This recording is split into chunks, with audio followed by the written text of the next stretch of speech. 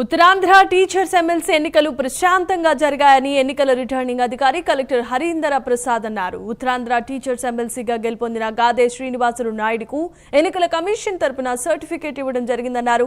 MLC ఎన్నికలు ప్రశాంతంగా జరిగేందుకు సహకరించిన అభ్యర్థులు, ఉపాధ్యాయ సంఘాలు, ఎన్నికల సిబ్బందికి కలెక్టర్ హరీందర్ ప్రసాద్ ధన్యవాదాలు తెలిపారు. మూడు ఉమ్మడి జిల్లా Srikakulam, Vizianagaram, Visakhapatnam MLC teachers counting ప్రక్రియ పూర్తి అయింది. ఈరోజు పొద్దున 8 గంటలకు స్టార్ట్ అయిన ప్రక్రియ దాదాపు 8 గంటలు సాయంత్రం వరకు కొనసాగింది.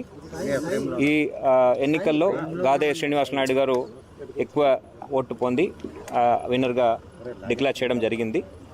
మామూలుగా ఎమ్మెల్సీ ఎన్నికలకైతే ఈసీ వారు ఒక పర్మిషన్ తీసుకుని మనం డిక్లేర్ చేయడం జరుగుతుంది.